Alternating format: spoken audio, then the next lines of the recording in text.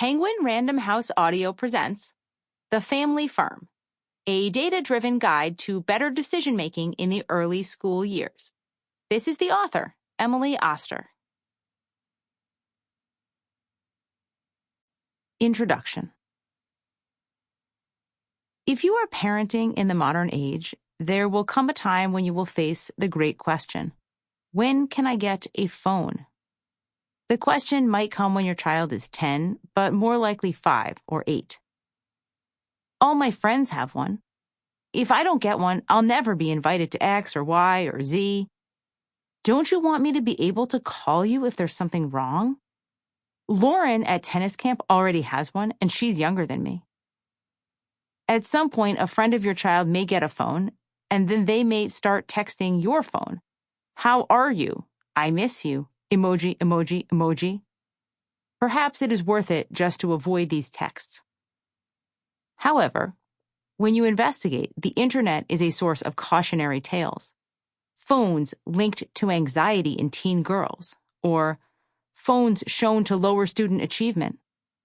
An article about Silicon Valley parents says they are eschewing phones along with all plastic toys. The latter seems unrealistic, but maybe the phones are a possibility. And yet everyone else's kid does seem to have a phone. Are you going to be the only one? What do they know that you do not? This is a new kind of parenting dilemma. When you're parenting a baby and wondering about questions like, is it a good idea to swaddle? Should I feed them solid foods at 4 or 6 months? What about sleep training? The decisions feel overwhelming in their frequency and their newness.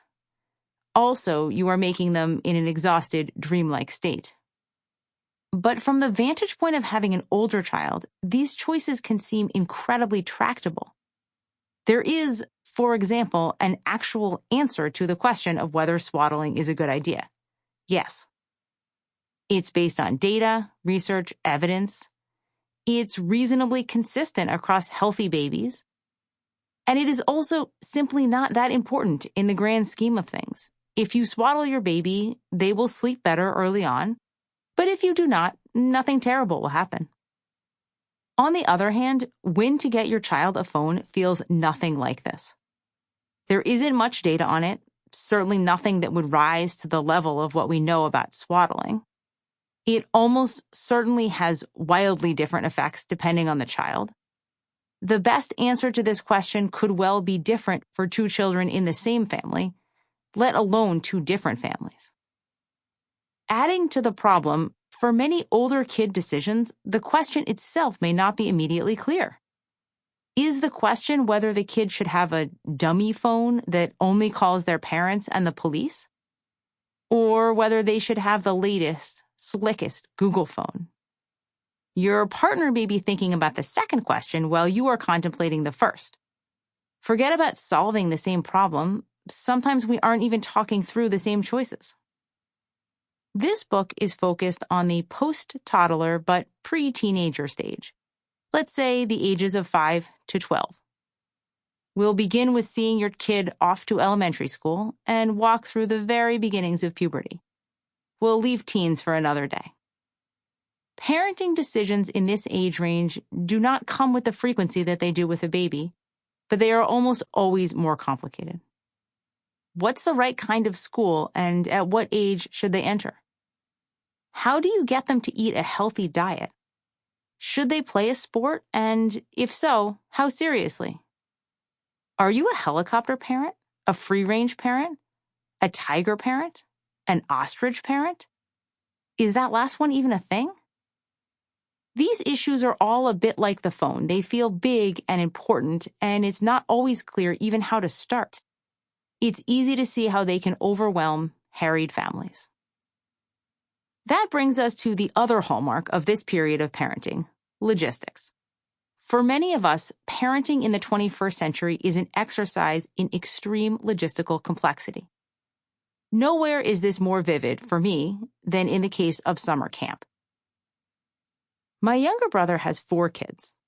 Many kids means lots of logistics, so I wasn't too surprised when he signed off an email exchange with me by saying he had to get back to the spreadsheet he was working on to plan the kids' camps.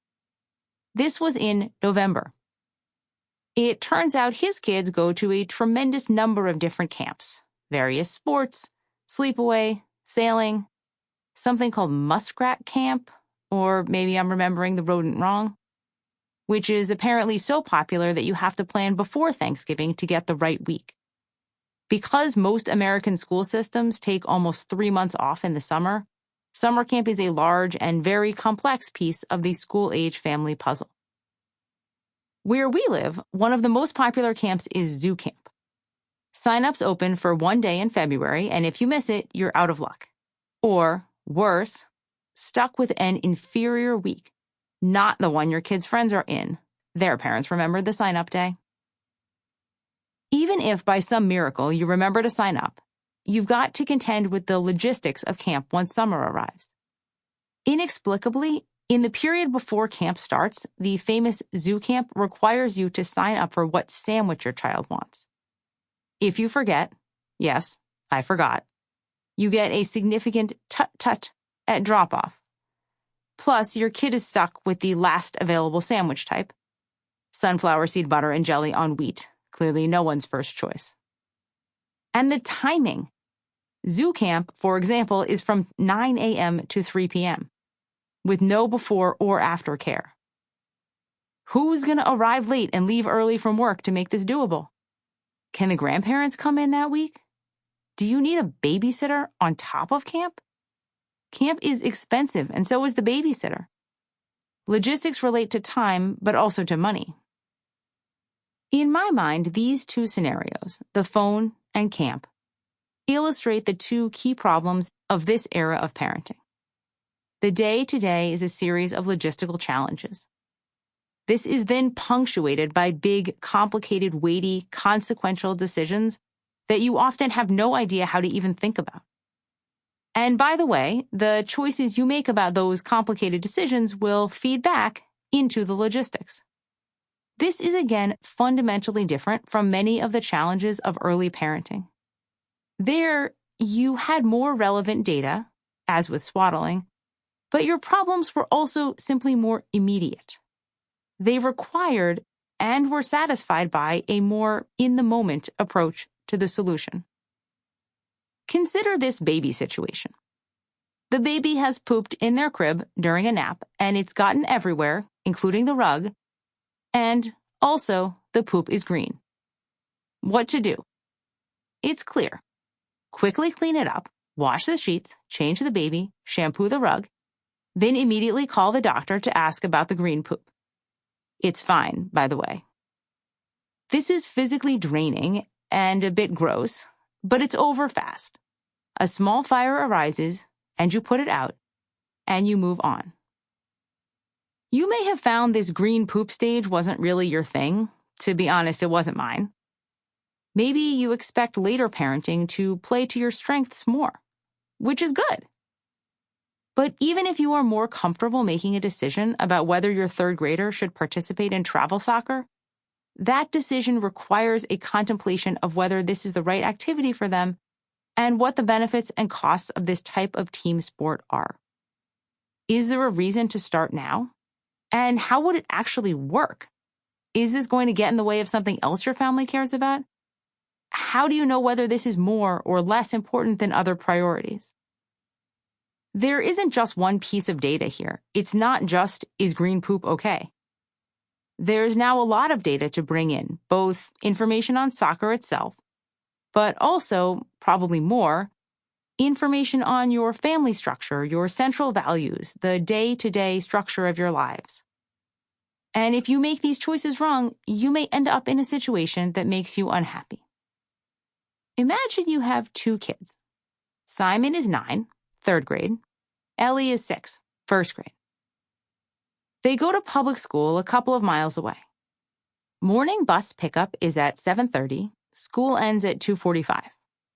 Let's imagine your household has 2 parents, mom and dad, with the acknowledgement that your adult configuration may well look different. Here's one way your day might go.